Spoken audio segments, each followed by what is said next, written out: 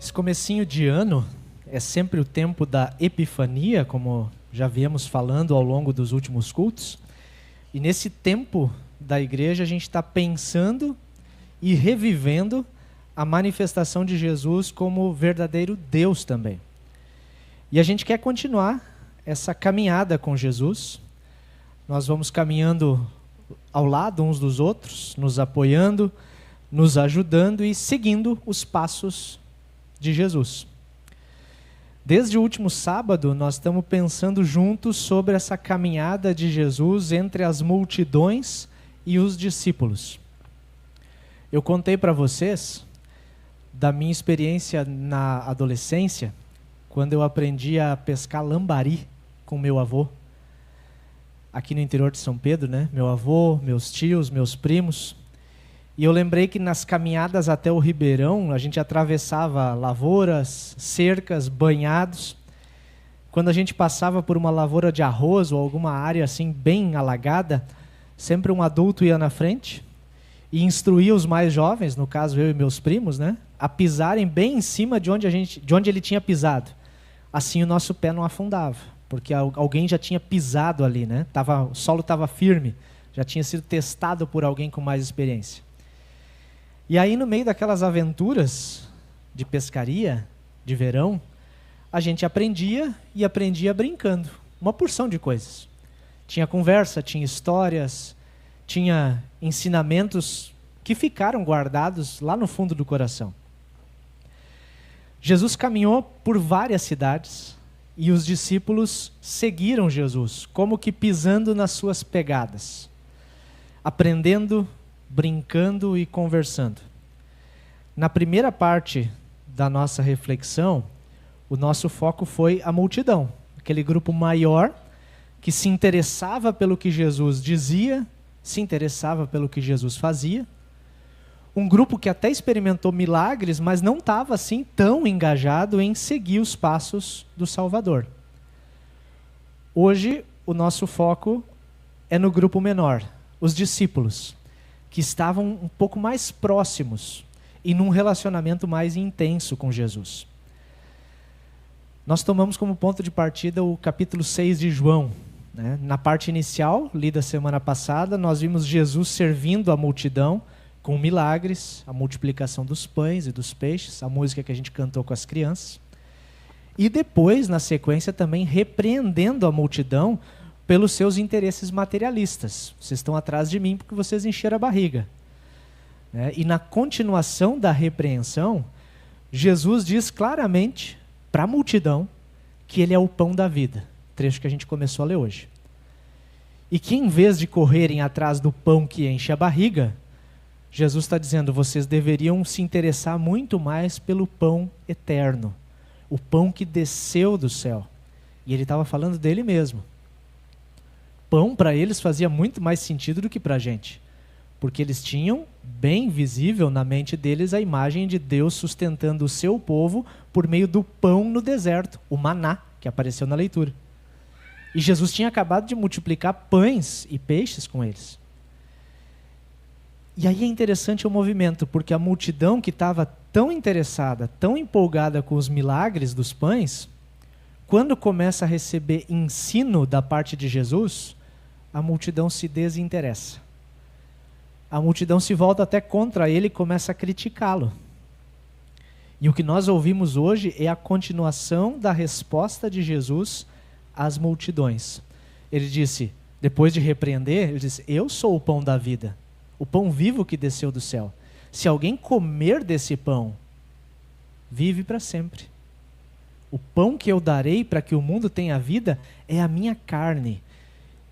E sim, sem saber da crucificação de Jesus, é muito estranho pensar em tudo isso. Ele está falando de um jeito misterioso e até profético do que vai acontecer. Estava tudo tranquilo enquanto os milagres estavam acontecendo e as necessidades básicas estavam sendo supridas. Mas aí Jesus passa a dizer algumas verdades para a multidão. Ele passa a falar claramente quem ele é, o que ele veio fazer. E a multidão começa a desistir. Começa a pouco se afastar, considerando que o que Jesus ensina Está muito difícil de compreender. Diz o texto que por causa disso, por causa desses ensinamentos, muitos seguidores de Jesus o abandonaram e não o acompanhavam mais. As multidões costumam se amontoar quando há um milagre acontecendo, ou quando tem uma fala mansa e suave, dizendo que tudo vai dar certo, que Deus te ama muito e vai satisfazer todos os desejos do teu coração. Nesse momento a multidão chega. Mas quando há confronto da palavra de Deus com as nossas vontades, a multidão vai sendo peneirada. Já usaram uma peneira? Né? Na peneira a gente vai separando umas partes das outras. A multidão vai sendo peneirada e começam a aparecer os que são chamados de discípulos. Discípulos são aqueles que se comprometem a pisar nas pegadas de Jesus, os que estão engajados em aprender com o Mestre e até mesmo em se parecer mais com o Mestre, mesmo que muitas vezes sem compreender ou mesmo contrariando a própria vontade. Em Mateus, Jesus disse assim para os discípulos: se alguém quiser vir após mim, ou seja, se alguém quer seguir-me, negue-se a si mesmo, tome a sua cruz e siga-me. Pois quem quiser salvar a sua vida, vai perdê-la. Mas quem perder a própria vida por minha causa, encontra. É um jogo de palavras. E a gente fica pensando, o que Jesus está querendo dizer com tudo isso? A caminhada de discipulado tem tudo a ver com abrir mão de si mesmo, de negar a si mesmo. Tem a ver com crucificar as minhas vontades, crucificar o meu ego.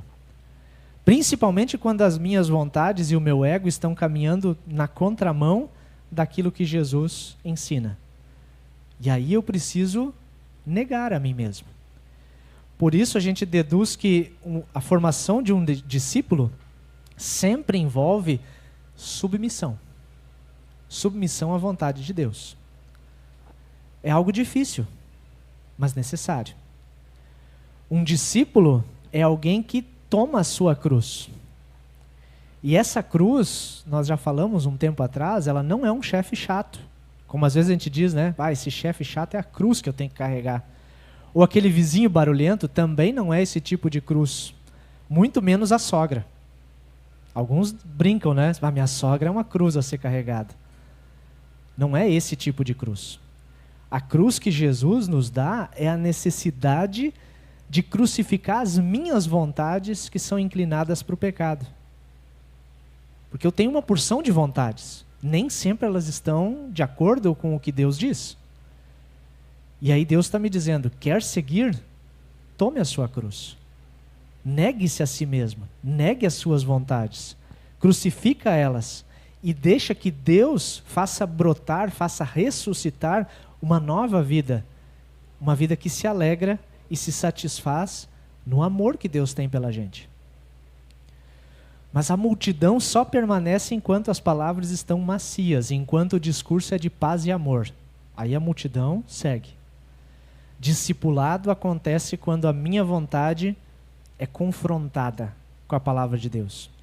Quando os desejos do meu coração são revelados pela Escritura Sagrada. E eu descubro que eu só tenho acesso a Deus porque Deus é gracioso comigo. Senão não teria. A formação do discípulo também envolve serviço de uns para os outros. Jesus chamou os discípulos e disse, olha, eu tenho compaixão dessa multidão. Eu não quero mandar eles embora com fome, porque eles podem desfalecer pelo caminho. Depois ele partiu os pães e os peixes e os entregou aos discípulos e os discípulos à multidão. No processo de discipulado, não basta aprender alguma coisa só de teoria, só no intelecto. Aprendizado bíblico é aprendizado ao mesmo tempo teórico e prático. E o discípulo de Jesus, além de crucificar suas vontades, a fim de seguir a vontade de Deus, também é chamado a compartilhar aquilo que recebeu de Jesus. Por isso destaque ali. No milagre da multiplicação de comida, a multidão recebeu comida. A multidão foi servida por Jesus junto com os discípulos. E a multidão recebeu das mãos dos discípulos o que os discípulos recebiam das mãos de Jesus. Esse era o processo. Jesus multiplicava, entregava aos discípulos, e os discípulos à multidão. Você consegue perceber esse movimento? Jesus providencia, repassa às mãos dos discípulos, e os discípulos repassam adiante, a fim de servir até mesmo aqueles que não estão nem aí, que só querem mesmo é comer. Assim é o movimento. E esse é o nosso chamado se nós queremos ser discípulos de Jesus. Enquanto nós caminhamos com Jesus, enquanto a gente vai aprendendo a sua vontade, nós também somos chamados, convidados a servir uns aos outros. Uns aos outros entre a gente, e também servir aqueles que ainda não são discípulos. Talvez eles possam vir a ser. E a gente faz isso com os recursos que Jesus coloca nas nossas mãos. E verdadeiros milagres acontecem quando discípulos confiam na graça e no sustento de Deus, quando reconhecem que o que tem nas suas mãos é presente.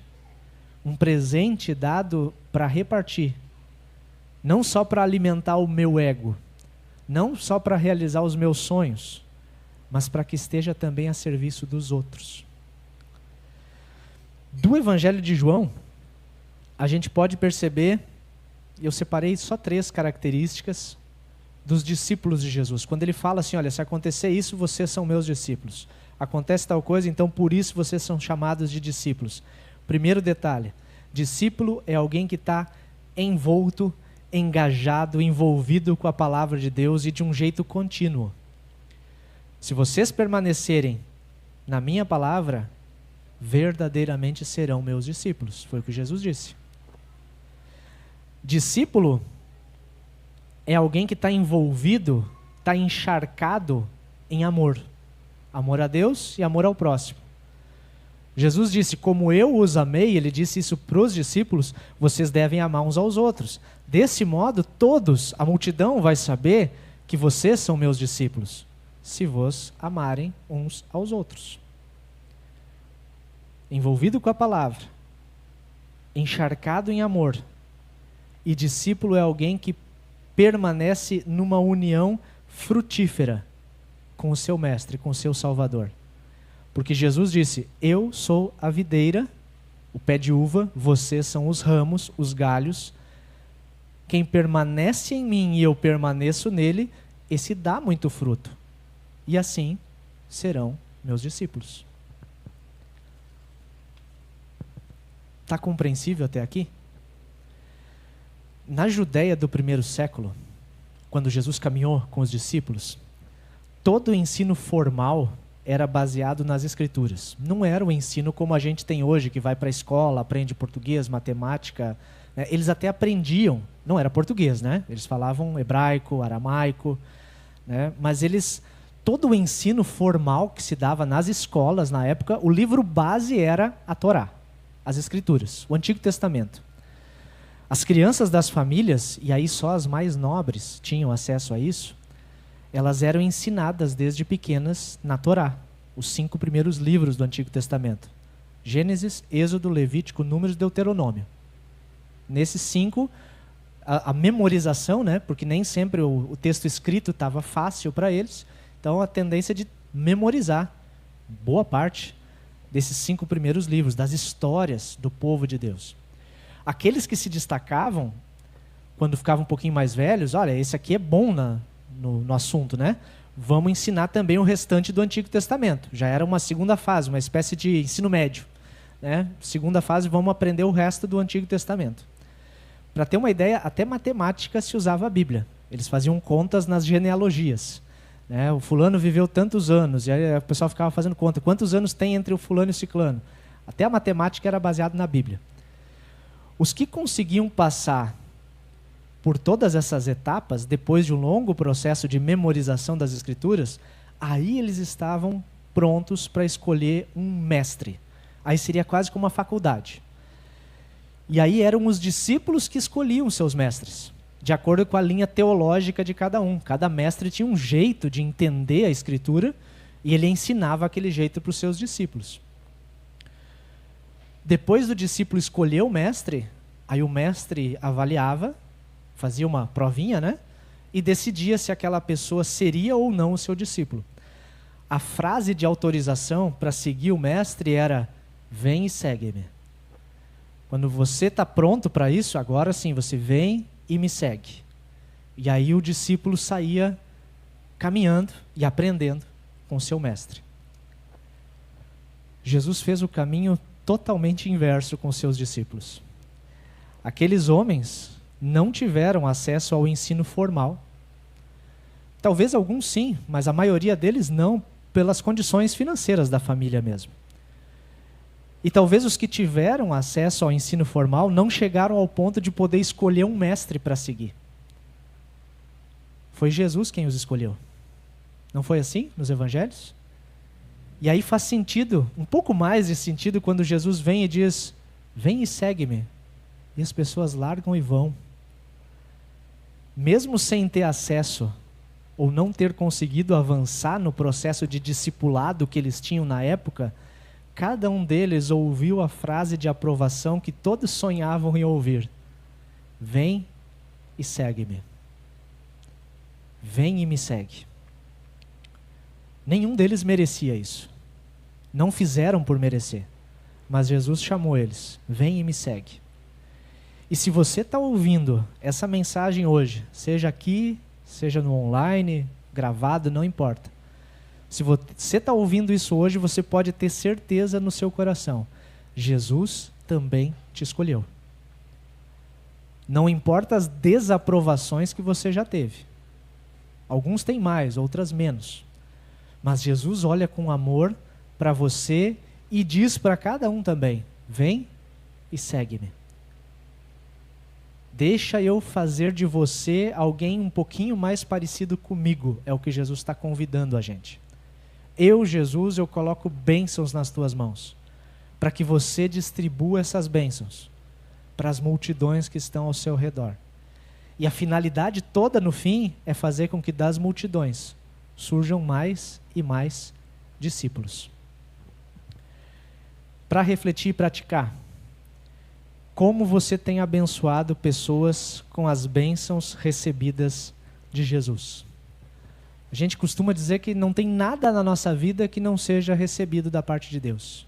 Então tudo na nossa vida, tudo que a gente tem, tudo que a gente é, vem de Jesus. E Ele nos deu não só para fazer eu uma pessoa importante, não só para realizar o meu sonho da casa própria, do carro do ano, não só para tirar as férias dos sonhos, mas também para abençoar pessoas que não fazem nada para merecer, mas que são carentes do amor de Deus como todo mundo é. Como é que você tem abençoado pessoas? E a segunda, uma afirmação: um discípulo permanece envolvido com a palavra continuamente. Um discípulo experimenta o amor maior de Deus que reflete no nosso dia a dia com as outras pessoas. Um discípulo produz frutos, pelo simples fato de estar grudado, conectado na videira. Da videira vem a força, para que o galho, discípulo, produza os frutos que agradam a Deus. Amém.